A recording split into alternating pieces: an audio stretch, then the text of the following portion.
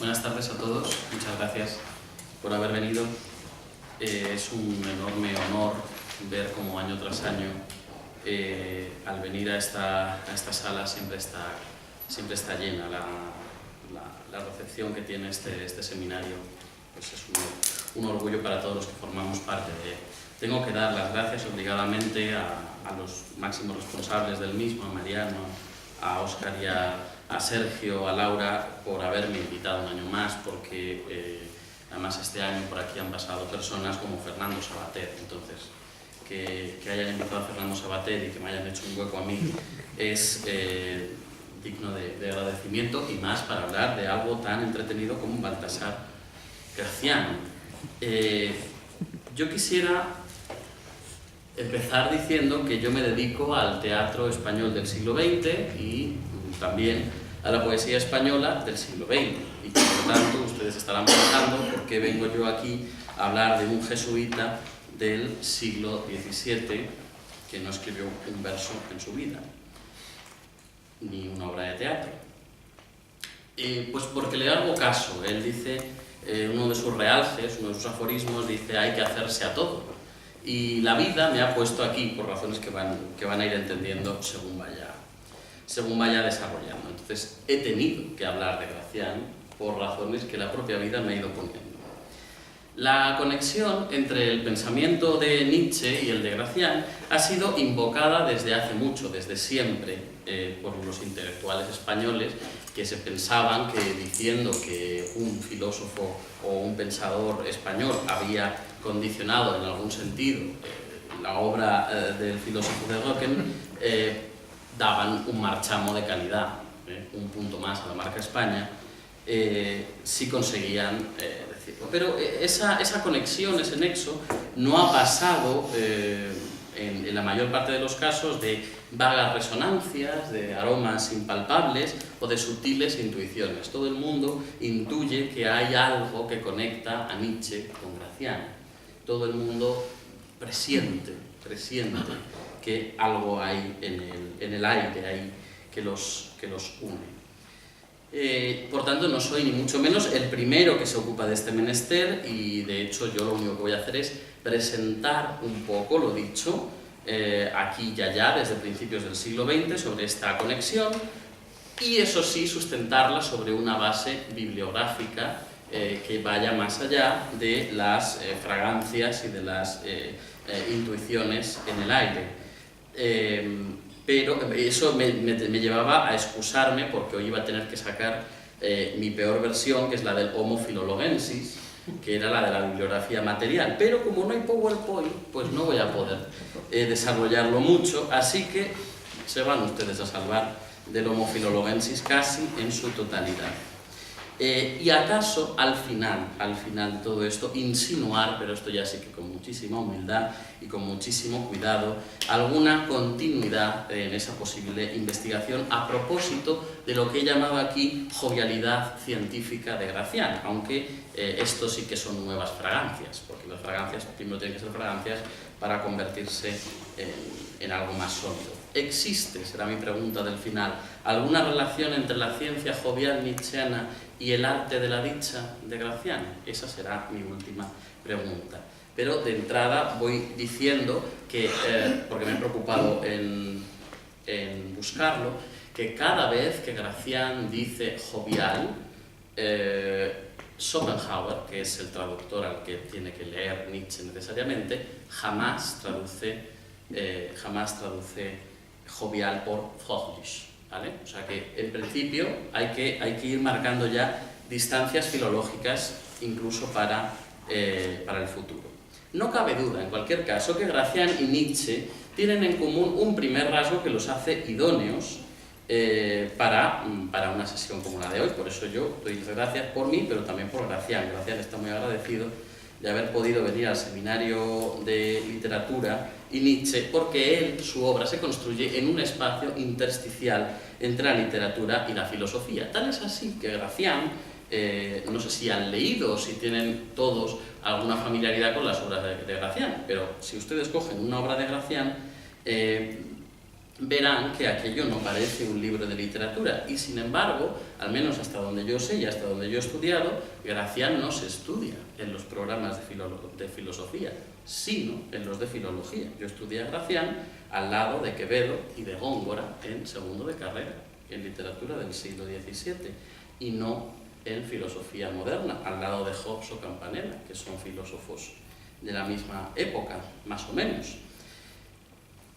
Por alguna razón, Gracián se estudia en filología, no en filosofía, en un género que mis colegas hispanistas han dado en llamar prosa de ideas, y cuya diferencia con la filosofía, me van a perdonar que no tematice, porque no la alcanzo a comprender. Yo no sé qué diferencia hay entre una prosa de ideas y un libro de filosofía. El caso es que Gracián no es filósofo, es prosista de ideas.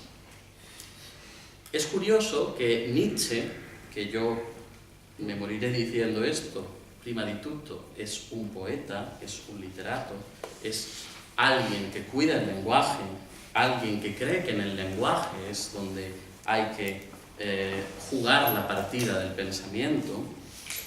Nunca es estudiado por un germanista, sino por un filósofo, aunque su presión sobre el lenguaje haya sido igual de importante que la de Gracián. Hace poquito, con esto de los poemas de Nietzsche, le enseñaba un poema de Nietzsche a un amigo alemán y me decía, pues esto no es alemán. Ah, ¿no? Y yo le decía, pues igual sí, igual sí es alemán. En cualquier caso, sí es verdad que la presión que ejerce Gracián sobre la lengua castellana, insólita y absolutamente prodigiosa, en la línea de eso que antiguamente, eso ya es una cosa muy vieja que no se dice, que se llamaba el conceptismo, aquello del conceptismo y el culteranismo, pues es verdad que el ejercicio estilístico de Gracián, la presión sintética, la capacidad de decir 20 cosas en 2 palabras que tiene Gracián, lo ha llevado al trono de la literatura y no al de la filosofía. Sea como fuere, esas fragancias invisibles están, esos pálpitos sugestivos que los conectan a ambos. Y podemos comprobarlo rápidamente antes de entrar en materia, para que no tengan que creer nada y lo puedan ver todo. Vamos a hacer un juego. Yo voy diciendo aforismos y vamos diciendo que son de Nietzsche o de Gracián. Ustedes a lo mejor a Gracián no le conocen tanto, pero son conocedores en profundidad de la obra de Nietzsche. ¿Esto suena a Nietzsche o no suena a Nietzsche? Mariano no juega, que se lo sabe todos de Nietzsche. Voy diciendo lo bueno y lo bello. ¿Quién piensa que es de Nietzsche? Pues es de Nietzsche. Genio e ingenio. ¿Quién piensa que es de Nietzsche? Este es de Gracián, es muy famoso de Gracián. Sí. Obra y artista. Nietzsche. Este es Nietzsche. No dejarse engañar. Gracián. Nietzsche. No engañarse. Nietzsche. No, perdón. No dejarse engañar, Nietzsche. No engañarse, Gracián. Gracia en los entendidos. Gracián. Poco reservado. Nietzsche. Cifrar la voluntad. Gracián. Saber encontrar el final. Nietzsche. Saber excusar pesares. Gracián. Saber encontrar el final. O sea, hay algo ahí, ¿verdad? Hay algo confuso entre ellos. Vamos a empezar. Nietzsche español, la sugestiva conexión entre 2 pensadores. Los días 17 y 18 de mayo de 1903, José Martínez Ruiz Azorín publicó en El Globo un famoso artículo en 2 partes, uno el 17 y otro el 18. Había buscado la página del Globo para que pudieran ver el original, pero el Homo Philologensis se contiene. Un artículo que tenía el mismo título, en las 2 partes, Nietzsche español, una conjetura. De las 2 partes, la segunda es sin duda mucho más interesante, pues en la columna del día 17 apenas hace una presentación narrativa sobre la discusión de la voz que habla y su amigo, que es una reflexión sobre Nietzsche y Gracián, y por qué Gracián, igual que Nietzsche, es un pensador aristocrático, en la misma línea que Góngora o Argensola, y en la línea contraria, que sería la populista o popularista de Cervantes, Lope o Quevedo. Así empieza el artículo de Azorín. Mi amigo está indignado. Fíjese usted, me dice mi amigo, en que hasta ahora ninguno de los críticos de Nietzsche ha sabido marcar la verdadera prosapia del gran filósofo germano. He leído el sutil libro de Pierre Lasserre, he meditado sobre la información amena y exacta de Lichtenberger, que estaba publicado en 1910 en España, el libro de la filosofía de Nietzsche, traducido del francés, creo que del francés, no directamente del alemán. Acabo de dejar de la mano finada su lectura la obra de Fouillée, y bien, yo no he visto, a través de ninguno de estos estudios, ni la más remota alusión al más castizo de los progenitores de Nietzsche. Mi amigo calla un momento y luego, como quien expone una sentencia misteriosa y solemne, exclama: Nietzsche es español. Yo me quedo mirándole con cierta estupefacción afectada. Las paradojas de mi amigo no me sorprenden, pero yo he de disimular un tímido asombro que es como un homenaje a su ingenio y a su cultura. Nietzsche, prosigue mi amigo, es español. Nietzsche procede de Baltasar Gracián. No se sorprenda usted. Ante todo, he de advertir que el más grande admirador que ha tenido Gracián es Schopenhauer. Decía el filósofo alemán, hablando del Criticón, que a su entender este libro español era el primer libro del mundo. Él mismo creó que llegó a ponerlo en lengua tudesca, pues creía muy mal José Martínez Ruiz Azorín porque Schopenhauer quiso traducir el Criticón, pero nunca lo tradujo. Y él mismo, Schopenhauer, no se cansa de citar y loar en sus obras las agudas sentencias del jesuita aragonés. Eso sí es cierto. Bien. El segundo artículo, el del día 18, como digo, mucho más sustancioso, nos hace asistir a la presentación de un listado de características del pensamiento nietzscheano, siempre al entender de Azorín, ¿vale?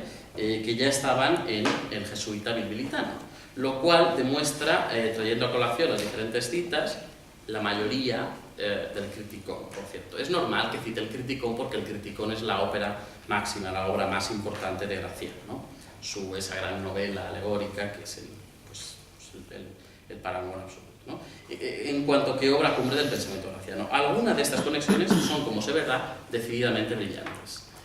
Por ejemplo, como Nietzsche, Gracián es un filósofo que bebe de una larguísima tradición de autores que nunca citan a sus progenitores. Es verdad que Gracián ha leído a Montaigne, a Descartes, a Hobbes, pero vamos, tal cual, y nunca los cita. Exactamente igual que Nietzsche jamás cita a los que ha leído, casi nunca. 2. Nietzsche valora sobre todo el respeto a sí mismo, la dignidad, lo cual lo conecta con el Gracián, que dice en un realce: nunca perderse el respeto a sí mismo. 3. Nietzsche nunca lamenta sus dolores físicos, lo cual coincide con el gracianesco no quejarse. Esto ya es un poco más... esto ya... 4. Defiende la fortaleza de lo espontáneo, lo irracional, lo impetuoso, lo impulsivo, al igual que Gracián, que dijo: hay que obrar siempre sin escrúpulo de imprudencia. Son peligrosas las acciones en duda de imprudencia. Aquí Azorín hace trampa porque lo que dice Gracián es las acciones en duda de prudencia. O sea que ahí mete un poco la morcilla para que le salga mejor el argumento. 5. La idolatría hacia la fuerza de Nietzsche está ya, según Azorín, en Gracián, con la impronta tan obvia del egoísmo e instinto de conservación propio de Nietzsche. Por ello, Azorín ejemplifica este aspecto con citas en que Gracián defiende el fingimiento y el engaño para conseguir los fines deseados. 6. La condenación de la piedad. Dice Gracián: la infelicidad es de ordinario crimen de necedad. No hay que sentirse mal por nadie. No nos acongojemos por las ajenas infelicidades. Esto lo dice un jesuita, ¿no? No nos acongojemos por las ajenas infelicidades, que sufran. ¿Tú para qué te vas a llevar un libro? No, de hecho hay una frase de Gracián que es mejor, bueno, luego la leo, literalmente es algo, no llevarse disgustos, no hace falta llevarse disgustos. No perecer de desdicha ajena, dice Gracián, es menester un gran tiento con los que se ahogan para acudir al remedio sin peligro. Leyendo estas opiniones nos preguntamos, estos textos de Gracián, si de ser nítida la lengua de Gracián, podrían haber hecho a Fray Gabriel Hernández, que es el censor de la Orden de los Jesuitas, que dio el imprimatur al oráculo manual de Gracián, este jesuita dio el imprimatur y dijo: no contiene cosa contra nuestra santa fe, antes es un espejo de la razón, moderna maravilla de aciertos. Esto lo dijo otro jesuita sobre cosas como ¿para qué vas a sufrir por otro? O sea, una cosa súper cristiana. Leyendo estas opiniones nos preguntamos, Azorín concluye su artículo poniendo el Criticón al lado de la obra de Nietzsche y presentando al jesuita aragonés como un auténtico superhombre. Dice Azorín, qué inmensa indiferencia entre la honda concepción estética de Gracián, entre el sagaz análisis del Criticón y los infantiles terrores de sus coetáneos ante Maquiavelo o las someras sátiras de Quevedo. Nadie ha hablado como Gracián en su patria y en su tierra. Junto a él, que es un verdadero superhombre, son sus contemporáneos, según su bella frase, unos vulgares serpihombres. Y ha tenido la gloria de proclamar escuetamente lo que repetido 3 siglos más tarde había de conmocionar a todos los pensadores de este mundo. O sea, Gracián estaba ahí porque algún día llegaría Nietzsche a hacer temblar con las ideas de Gracián los cimientos de la filosofía universal. En 1926, Victor Vuillier, son fechas muy tempranas, quiero decir, acaba de morir Nietzsche prácticamente, publicó el hasta ahora mejor trabajo, o el que a mí me parece más interesante, sobre la comparación entre Baltasar Gracián y Nietzsche. Baltasar Gracián et Nietzsche. El trabajo lleva a cabo, en primer lugar, un repaso a opiniones que se habían vertido antes, ¿no? Pues, por ejemplo, comenta los artículos de Azorín, aunque dice que no los ha podido leer, consigna la alusión de Erich Eckerzer en su libro de 1910, Nietzsche als Künstler, y las opiniones más prolijas de Adolf Koestler y André Hubert. Koestler había brindado a la revista hispánica un sesudo artículo en 1913, un artículo muy sesudo, muy sesudo, un artículo muy sesudo donde se llevaba a cabo una comparativa entre el Criticón y el Zaratustra, una comparativa tan exhaustiva como inútil, porque Nietzsche jamás pudo leer el Criticón. Sí que he encontrado, y esto sí que me parece interesante comentarlo, yo sí que he encontrado una conexión entre un realce, entre un aforismo de Gracián y un elemento importante del Zaratustra en la obra que sí que pudo leer Gracián, que es El oráculo manual y arte de prudencia, un libro chiquitito traducido por Schopenhauer. En el aforismo 276 del oráculo de Gracián sucede algo que sí que a lo mejor tuvo alguna resonancia en Nietzsche, sobre todo por fechas y demás que luego comentaré. Allí, al exponer el cambio, o sea, no está hablando de nada que tenga que ver con el Zaratustra, no crean que voy a descubrir nada del otro mundo. Él está hablando del cambio en la vida del hombre, de cómo el hombre va cambiando conforme pasa el tiempo, pero al exponerlo lo hace mediante transformaciones metafóricas de animales. Esto, bueno, es curioso, ¿no? Es curioso, transformaciones de animales para ejemplificar diferentes estadios del proceso humano. Bueno, hay fragancia. El caso es que entre los animales están el león y el camello. Y lo del león vale, pero lo del camello me parece... Ya lo del camello me genera cierta inquietud, ¿de acuerdo? Dice, al evolucionar al hombre, Gracián, a los 20 años será pavón, a los 30 león, a los 40 camello, a los 50 serpiente, a los 60 perro, a los 70 mona y a los 80 nada. Es curioso que además algunos de los otros animales, esto ya tiene menos visos de verosimilitud, también son muy importantes dentro del imaginario simbólico de Nietzsche, la serpiente, el mono, incluso el pavo, que es un símbolo habitual para definir a ciertos poetas. Bien, entonces, Vuillier lo que hace es ubicar dónde podemos trabajar la influencia de Gracián en Nietzsche. 1. Es una influencia que se tiene que limitar al oráculo manual y arte de prudencia, porque si algo leyó fue esto, por tanto, podemos buscar que este verbo y este verbo del Criticón y el Zaratustra son iguales, pero es una coincidencia de los astros, no tiene nada que ver con una lectura. Y, en segundo lugar, que no es una influencia radical, ni definitiva, ni totalizadora, ni que Nietzsche sea español, ni que si no hubiera existido Gracián, Nietzsche jamás hubiera podido escribir una línea. El artículo de Vuillier nos sitúa dónde podemos empezar a trabajar. Hace, además, una purga filológica que en 1926 debió ser francamente titánica, porque él repito, en 1926 detecta las 6 veces que Nietzsche cita a Gracián en sus escritos íntimos, nunca en obras publicadas, ¿de acuerdo? Ahora tardamos 15 segundos, ponemos Gracián y sabemos cuántas veces dijo, pero en aquel momento pues es un trabajo de una purga filológica muy, muy grande. Y esto lo hace muy bien. Y él además establece una serie de comparativas a nivel formal, a nivel sintáctico, entre determinados aforismos de Nietzsche y determinados realces de Gracián. Lo que pasa es que ahí él mismo se da cuenta, si voy a hacer una comparativa formal, tiene que ser una comparativa formal entre el aforismo traducido de Schopenhauer y el aforismo en alemán de Nietzsche, porque si no, la cosa pues no funciona. Y él, yo creo que está manejando, sobre todo en un primer momento, la traducción francesa, entonces algunos es que no pegan ni en español. Por ejemplo, la memoria cortés, traer que hablar. Pues eso dice Villiers que hay una similitud sintáctica que no existe. En otros casos, sí, por ejemplo, el aforismo de Nietzsche, conocer nuestras circunstancias, tiene una gran relación sintáctica con el conocer su estrella de Schopenhauer-Gracián, ¿no? Voy a ver cómo lo leo, profesor Limber, sea usted todo lo duro que proceda. Seine Stande kennen, dice Nietzsche, seine Glückster kennen. Hay algo ahí. Aforismo de Nietzsche, no tener nada en común. Aforismo de Gracián, en nada vulgar. Al principio no se parece, pero es que la traducción de Schopenhauer es in nichts gemein y el aforismo de Nietzsche es nichts gemein haben.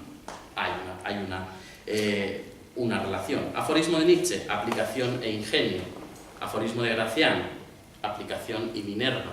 Traducido por Schopenhauer, Fleiß und Talent. El aforismo de Nietzsche, Fleiß und Genie.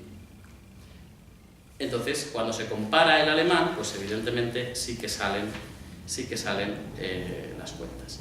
El apartado más flojo del artículo de Villiers, que tiene mucho mérito porque, repito, es un artículo muy temprano, es quizás cuando entra en el contenido, porque él parte de un error, en mi opinión, de base, que es que, cito, mientras que Nietzsche se enfrentó a los grandes problemas filosóficos, Gracián se limitó por lo general a la psicología práctica y a la moral mundana. Entonces, él empieza a analizar el contenido asumiendo que Nietzsche habla de cosas importantísimas y que Gracián no habla de nada, cuando precisamente lo que le interesaba a Nietzsche de Gracián, es que jamás se ocupó de nada trascendental, que jamás se ocupó de lo ideal, que jamás se ocupó de los grandes temas. Por tanto, ahí el análisis empieza a flaquear. A pesar de considerar, por ejemplo, que Nietzsche aborda el problema de la moral desde más arriba, como filósofo y sociólogo, sí se da cuenta del evidente aristocraticismo que hay en Gracián, propio de una moral de señores, que no se amilana ante el sentimiento de piedad ante los instintos vulgares. Gracián dice, hay que librarse de las necedades comunes, no hay que perecer de la desdicha ajena, ¿no? También señala que hay algunos aspectos muy interesantes entre ambos, como que el pesimismo de Gracián es similar al pesimismo de Nietzsche y no al de Schopenhauer, porque es un pesimismo que a partir de la constatación de cómo es la vida, construye sobre ahí y que no se queda en ese pesimismo. Y también, por ejemplo, hace alguna reflexión muy interesante sobre la posición que tiene Nietzsche y Gracián con respecto a la amistad, que es muy similar. La amistad no puede ser real, no puede ser duradera y jamás estarán basadas en el altruismo. No puede darse. Hay un aforismo muy gracioso de Gracián cuyo realce dice saber usar de los amigos. Es un aforismo divertidísimo en el que Gracián nos explica pues, que ya que tienes que aguantar a tus amigos, pues saca algo bueno de ellos, ¿no? Y además tienes que saber elegir lo que puedes sacar de ellos, ¿no? Unos son buenos para de lejos, dice Gracián, otros para de cerca. No solo hay que procurar conseguir el gusto, sino la utilidad, ¿no? Búsquense tales, o sea, cuando busques amigos, busca los tales que hayan de durar, y aunque al principio sean nuevos, baste para satisfacción que podrán hacerse viejos. A pesar de todo ello, la posición de Gracián frente a la amistad es un poquito más positiva que la de Nietzsche. Por ejemplo, luego, después de decir todo esto, o sea, ya que buscas amigos que te sean útiles, que te sirvan para algo, luego dice, no hay desierto como vivir sin amigos. Después. Willier plantea finalmente una pregunta bien interesante que, sin embargo, despacha como si fuera muy fácil de responder. La pregunta es, ¿tiene el Übermensch o el superhombre en quien Nietzsche personificó su ideal alguna relación con el héroe de Gracián, ese personaje en que Gracián plantea su modelo humano? Dice Willier, ninguna, nos parece que ninguna. Yo tengo mis reservas, luego sigo con esto. Sobre la constancia material, que es a la siguiente parte que voy a dedicar rápidamente porque no puedo mostrarlo, la presencia de Gracián en Alemania es antigua, es uno de los autores españoles que más pronto llegan a Alemania.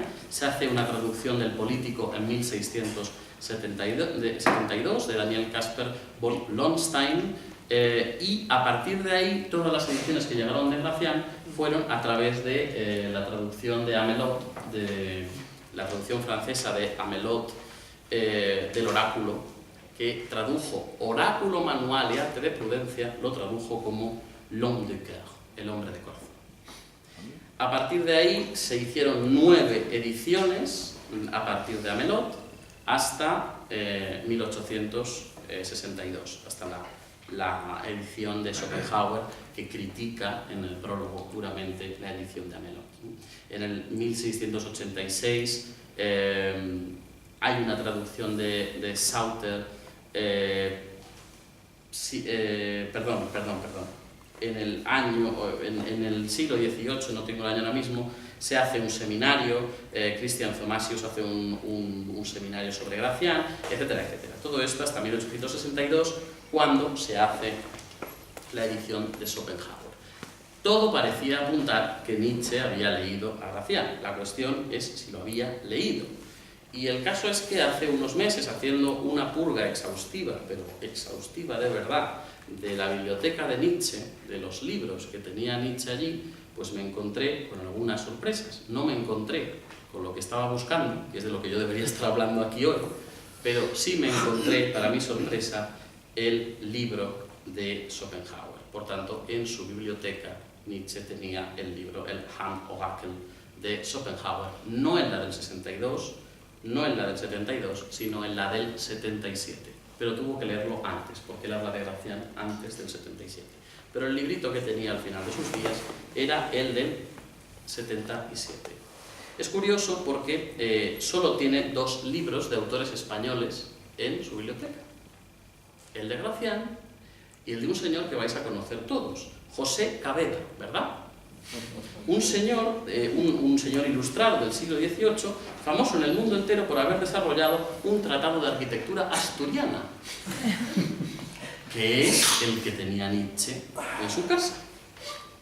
Lo cual parece muy gracioso, pero no lo es tanto, porque de aquí vienen todas esas referencias que hace Nietzsche en el Anticristo, comparando la arquitectura románica con la arquitectura musulmana andalusí, como una arquitectura dionisíaca, frente a la arquitectura románica del norte, que era totalmente apolínea. Pues, ¿por qué lo dice Nietzsche? Porque tenía el libro de José Cabeda. Si no, no lo hubiera dicho. Tenía, por supuesto, el libro de Prosper Mérimée, la Carmen de Mérimée, y hay libros que él leyó, porque los cita, pero que no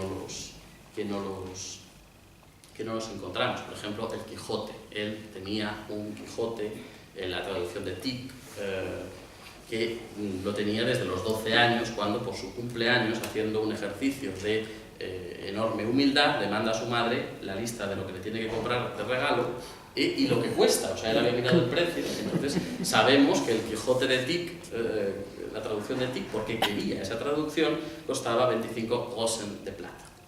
Y también la traducción de Calderón, algunos de los volúmenes que Schopenhauer tradujo de Calderón, porque también lo cita en varias ocasiones. Por tanto, hay una constancia material de la lectura de Gracián por parte de Nietzsche. Bueno, esto es muy relativo. Tenía el libro, lo leyó, pues hombre, hay que suponer que si lo tenía, lo leyó. Aparte de esto están las referencias en esos escritos personales que se hacen a Gracián, pero que la verdad no son la gran cosa. Siempre tendemos a pensar que si lo dijo Nietzsche, aquello debía ser una tesis doctoral aunque fueran 4 palabras. pero hay veces que yo creo que no, Óscar, porque hay veces, por ejemplo, una de las citas a Gracián es: Gracián demuestra en la experiencia de la vida una sabiduría y una perspicacia que hoy no tienen parangón. Pues ya está, tampoco he dicho mucho más. En una carta a Gast le dice: sobre Baltasar Gracián tengo el mismo sentimiento que usted. Europa no ha producido nada más firme y complejo en materia de sutileza moral. Ya está, tampoco dice mucho más. ¿Hay algún comentario más interesante en que compara a todos los intelectuales de la modernidad con Dante, Shakespeare y Goethe, frente a los románticos, frente a Montaigne, Balzac y Gracián? Y a Gracián le llama Die christliche Skepsis, el cristiano escéptico. Y eso es a lo que quiero dirigir en esta última parte de mi intervención, que va a ser breve porque no les quiero cansar. Voy a hacerlo en dos partes. Por un lado, una que se llama Contingencia, Ironía y Relatividad, el cristianismo escéptico de Gracián, y la segunda que se llama El arte de vivir como ciencia joviana. Es difícil comprender a Gracián, y no solo a nivel lingüístico, porque es muy contradictorio. Por ejemplo, cuando Azorín hacía esa trampa, es una trampa razonable, porque primero dice Gracián: no hay que tener escrúpulos en hacer cosas imprudentes, pero hay que tener miedo a la imprudencia. Entonces, Azorín pues dice: pues le pongo el in porque se habrán equivocado. Pero es verdad que el pensamiento de Gracián es muy ambiguo, es muy contradictorio, y yo a veces me pongo en la piel del pobre Fray Gabriel Hernández y digo: si es que es normal que le pareciera todo bien, porque para pillar lo que estaba diciendo hay que tener arrestos. Efectivamente, podemos comprender a este jesuita. Y sin embargo, sobre Gracián, al menos ya digo que Gracián ha sido sobre todo estudiado desde el lado de los filólogos. Por tanto, creo que falta la proyección de estudios filosóficos sobre Gracián. Los hay, no quiero negarlo, pero creo que ha faltado esa visión. Muchos de los libros son de filólogos. Entonces, a pesar de todo esto, ha gravitado sobre la filosofía de Gracián palabras como materialismo, relativismo, utilitarismo, la concepción joviana del hombre. Se ha tachado a Gracián de escéptico, de ateo, de pirrónico, es decir, de todo. Le han llamado menos guapo, cualquier cosa. Lo cierto es que los realces morales de Gracián tienen poco que ver con la moral cristiana. Voy a poner algunos ejemplos rápidos. Realce 50 del oráculo. Fijaos qué cristiano. Nunca perderse el respeto a sí mismo. Esto no es nada de cristiano, porque la dignidad o el respeto, o sea, lo que dice Gracián en este realce es: deje de hacer lo indecente más por el temor de su cordura que por el rigor de la ajena autoridad.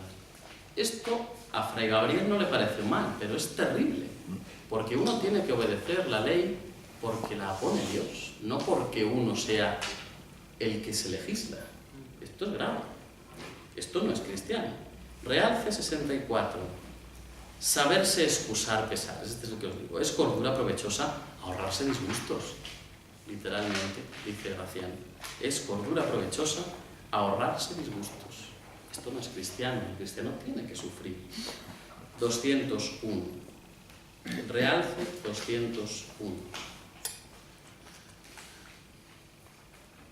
Son tontos todos los que lo parecen y la mitad de los que no lo parecen. Lo cual, bien me temo que pueda ser cierto. Pero vamos, una idea muy filantrópica, ¿verdad?, de la humanidad. 266.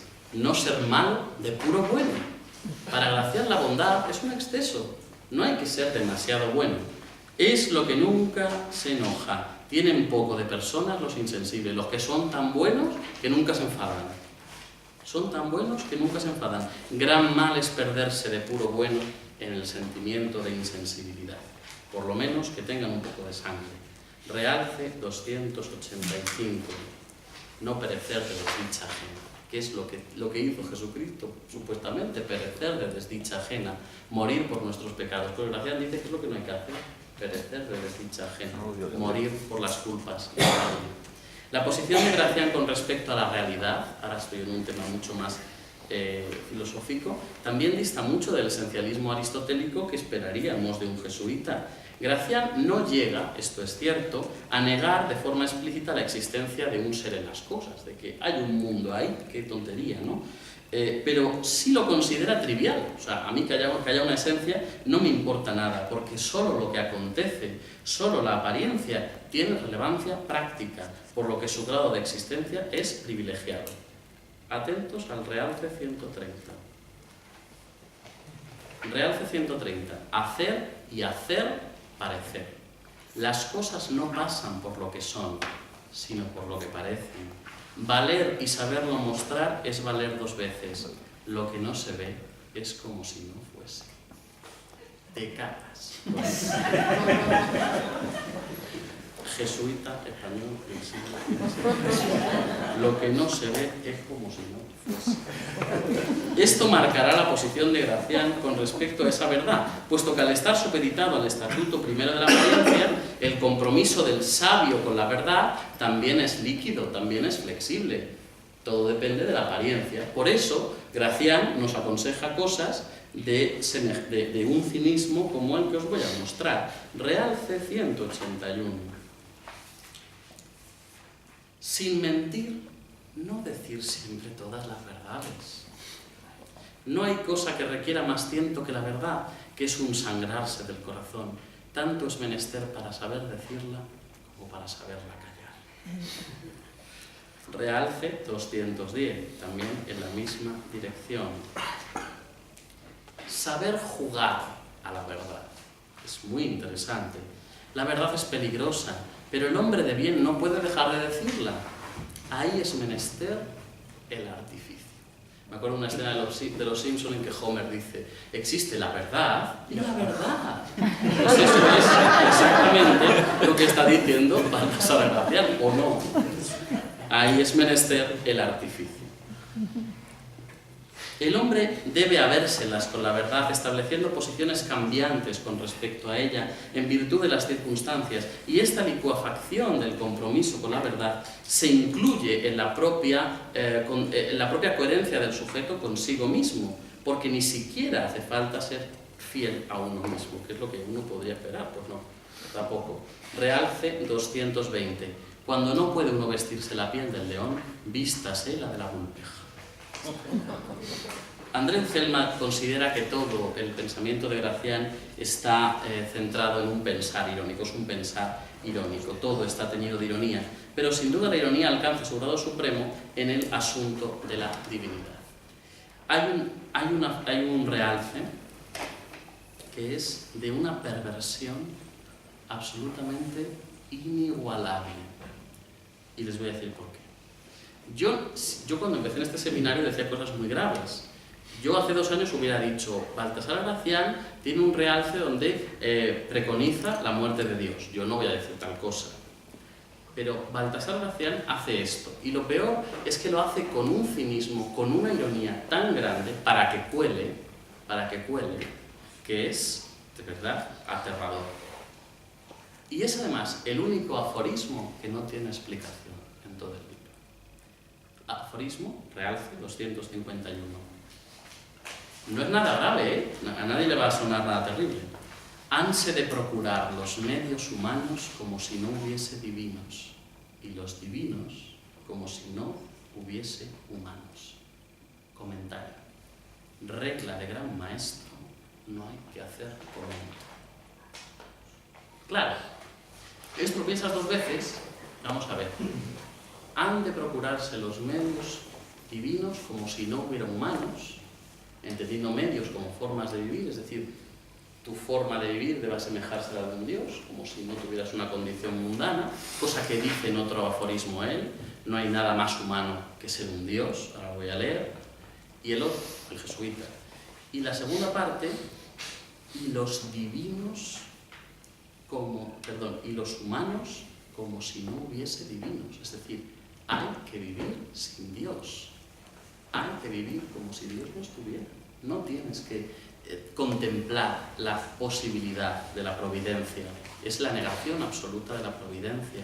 Y encima, y ahí está la perversión, dice: regla de gran maestro, no hay que añadir comento. Gran maestro, porque la primera parte, lo de que hay que procurar los medios divinos como si no hubiera humanos, es una cita parcial de una enseñanza de San Ignacio de Loyola, que decía que cuando uno está haciendo fundaciones uno tiene que hacer esfuerzos sobrehumanos para conseguirlo, aunque flaqueen las fuerzas, porque hay que proveer los medios divinos, las fundaciones jesuíticas, aunque no haya medios humanos. ¿Cómo coge esa frase, la retuerce para que siga siendo una cita de San Ignacio de Loyola y parezca que está haciendo una cosa dentro de la ortodoxia? Cuela semejante cosa. Es de un cinismo extraordinario, me encanta. El arte de vivir como ciencia jovial.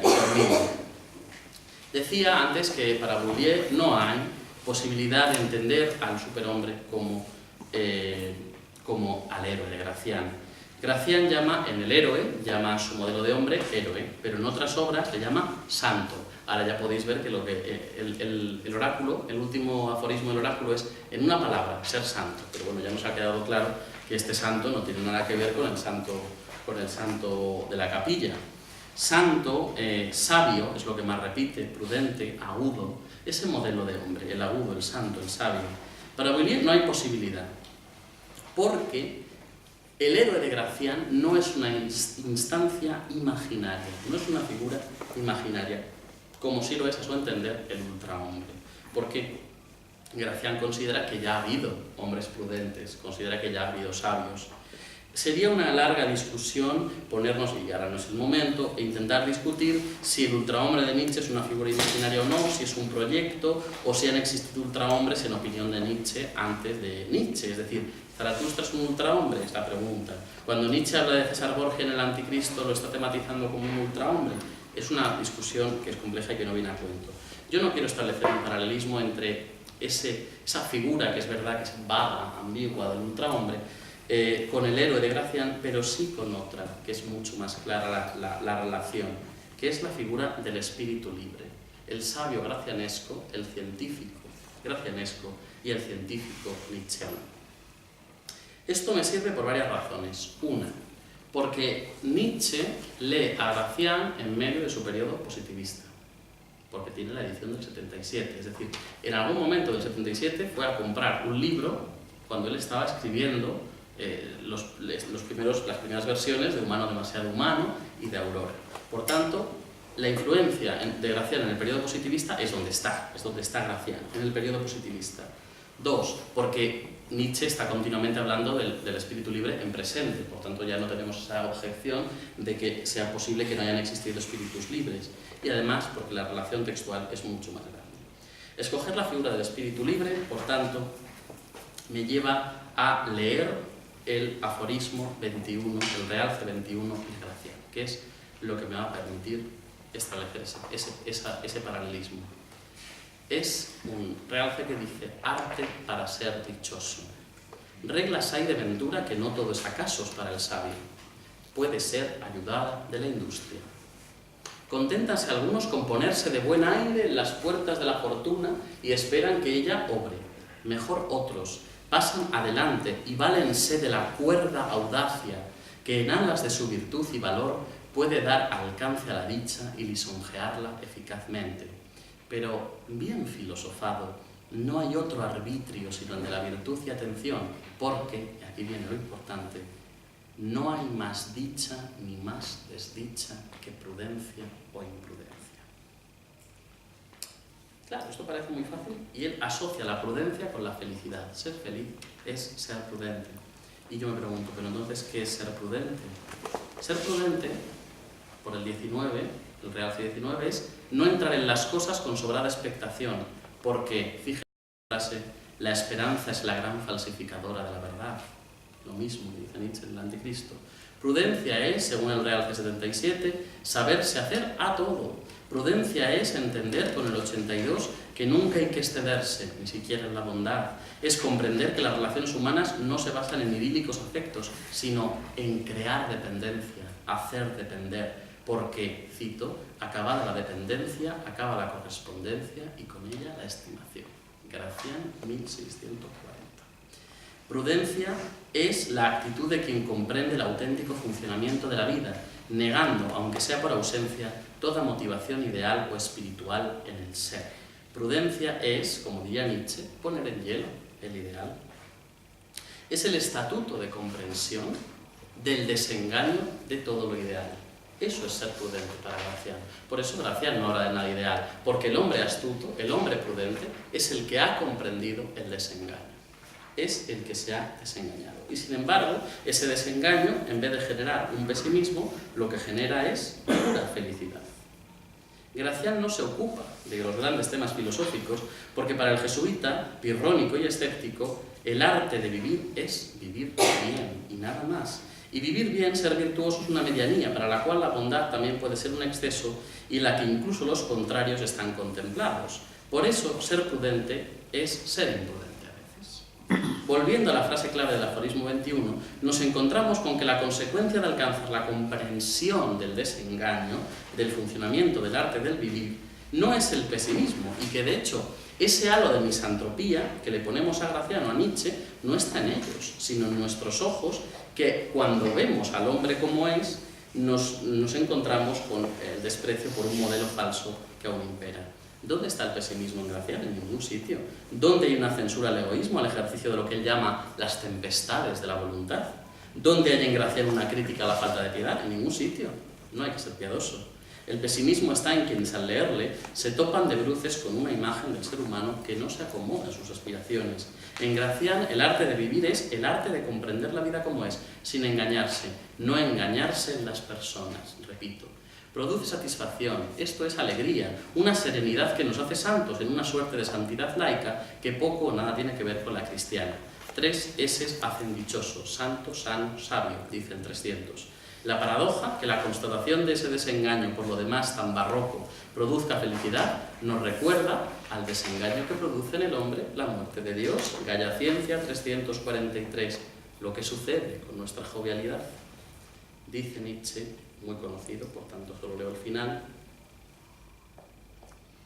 Quizás aún estemos en exceso bajo las consecuencias más próximas de este acontecimiento, de la muerte de Dios, y estas consecuencias próximas, sus consecuencias para nosotros no sean al revés de lo que quizá podría esperarse, absolutamente nada triste y oscurecedor, sino más bien semejantes a una nueva especie difícil de describir, de luz, felicidad, alivio, jovialidad, animación, aurora. En verdad, ante la noticia de que el viejo Dios ha muerto, nosotros, los filósofos y espíritus libres, nos sentimos como irradiados de una nueva aurora. Nuestro corazón rebosa, como está describiendo la santidad, la aureola de un santo. Sentimiento de expectativa, por fin el horizonte vuelve a parecernos libre, suponiendo incluso que no sea luminoso. Por fin nos es lícito volver a zarpar con nuestros barcos, a zarpar dispuestos a afrontar cualquier peligro. La circunspección de los espíritus libres, dice Nietzsche, en el 291, Humano de un ser humano, consiste en que estos hombres, los espíritus libres, que viven únicamente para el conocimiento, son aquellos que viven únicamente para el conocimiento. Exactamente igual que el modelo humanista de Gracián, que no he podido entrar en él. Lo que se dice de ellos al final del mismo aforismo es el resumen perfecto del periplo que guió siempre la vida de Gracián y que condicionó su visión del ser humano. Un espíritu libre, dice Nietzsche, pero lo podría haber dicho Gracián, aunque atraviesa algunos laberintos, aunque su camino se estreche momentáneamente entre rocas, en cuanto llega a la luz, sigue su camino en la claridad, fácilmente y casi sin ruido, y deja que los rayos del sol penetren hasta el fondo de su alma. Muchas gracias.